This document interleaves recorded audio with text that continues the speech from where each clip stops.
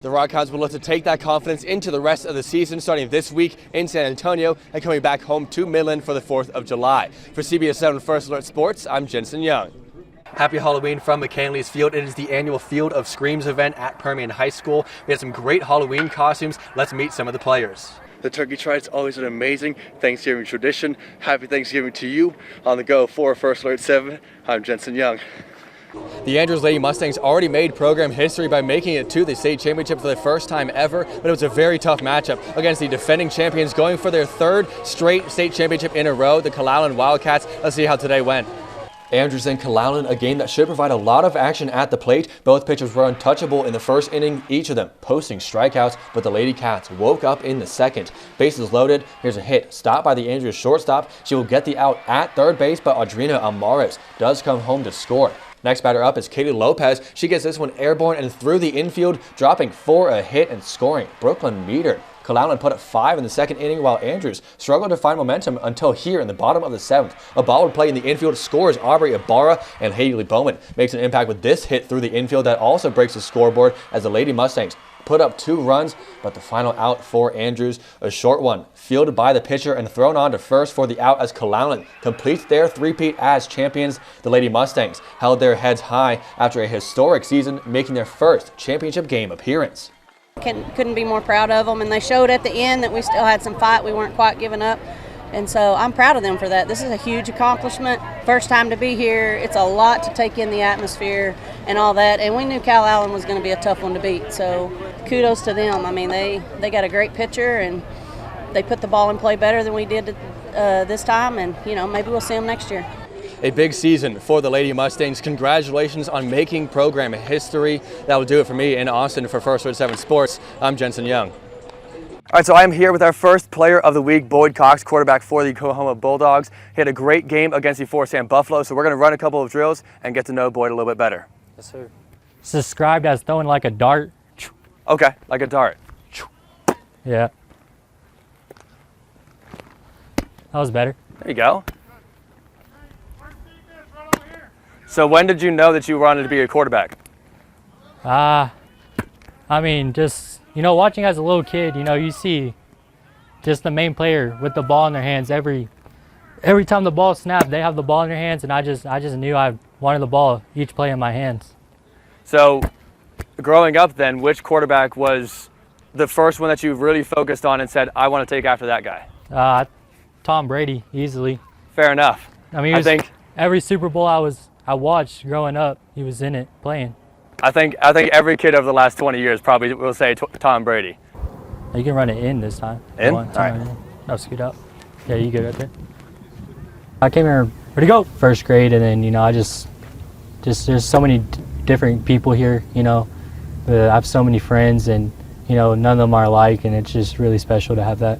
So I know you spend a lot of your time here on this field, on a football field, training, getting ready for your craft.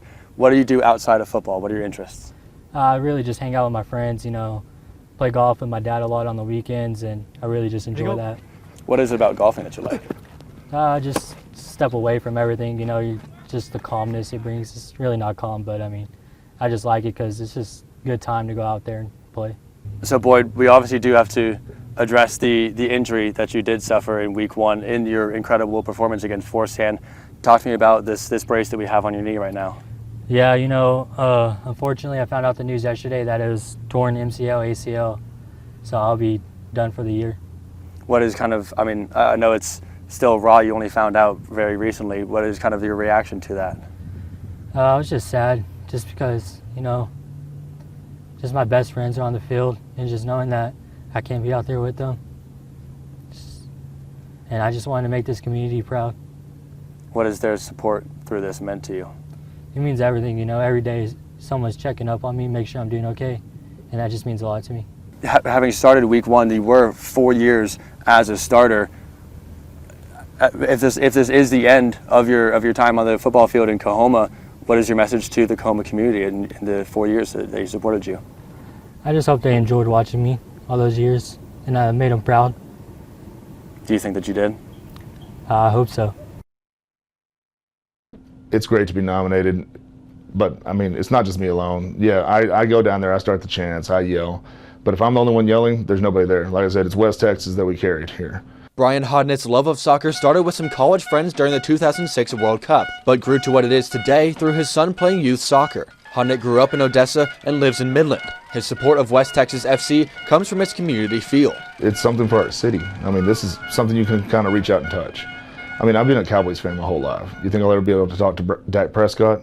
No, but I can talk to Ollie Correa, talk to him after the games. I can talk to people here locally, and you can kind of feel the community kind of hum around it. It's something we can actually be a part of from the ground up. One of Hodnett's favorite moments came in the final game of the season, following a penalty scored with just seconds to go in regulation. I mean, when it counted, scoring in the 90th, oh, come on, man.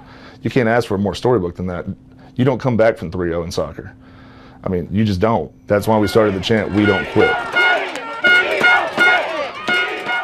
And I ran up and down the stairs right there. "We don't quit," and the fans got behind it, and I think the players felt it too. Brian Hodnett says he and his family are already working on chants for next season. He will find out soon if he wins the award for NPSL Supporter of the Year. Set. I knew that back in first grade when I got here, and I knew he had a shot at being a very quick kid. Miles Kalunga is a freshman at Garden City High School. At just 15 years old, he already rules the track, and Nike has taken notice. I was very excited, and I was shocked and then just excited. Miles is running at the Nike Elite Outdoor Nationals in Eugene, Oregon on June 19th. He competes in the 100-meter race. Miles' dad texted me a screenshot of an email that Miles got, and it all just started rolling from there. His qualification to the Texas High School State Championship meet was already a start in getting the invite from Nike. But his fifth place finish and a time of 11.14 seconds helped get the invite right away. It definitely gives a lot of motivation for me. It makes me want to improve more in my years of high school and then the rest. Miles' father, Josh Kalunga, was a star athlete for Garden City, running track and being a part of the back-to-back state championship football teams. He has an influence on me. Yeah, we have a really good relationship into sports and just in general. And he's been pushing me to do track, football, getting me outside, getting me working, and it's really helping me in the long run, really helping me. He was also a measuring stick for Miles in his freshman year, trying to beat his old man's time. I think he told me he got like around 11.5s, and then I beat it my freshman year, so I'm pretty happy about that.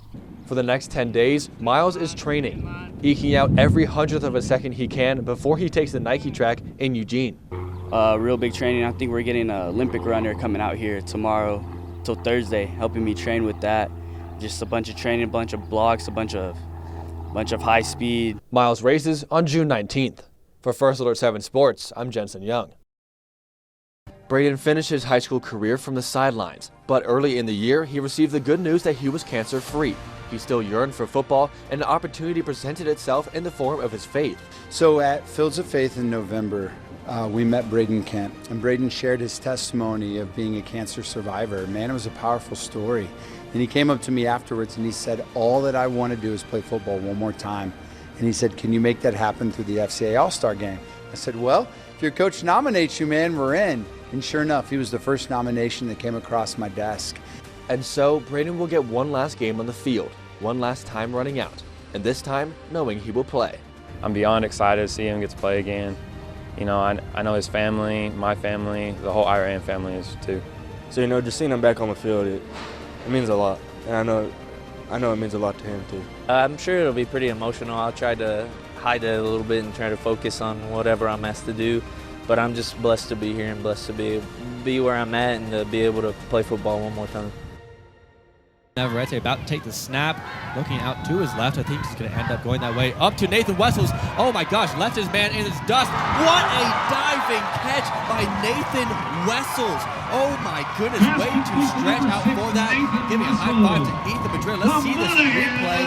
Navarrete taking the snap. He's obviously looking left. He had three guys out to his left, launching it way up in the air. We've seen this connection so many times throughout the year. Nathan Wessels stretching out. That looked almost like Odell Beckham Jr. Now you might have to go for the pass. Oh, and Chino Navarrete takes it himself to the left side. Good blocking there by the white team.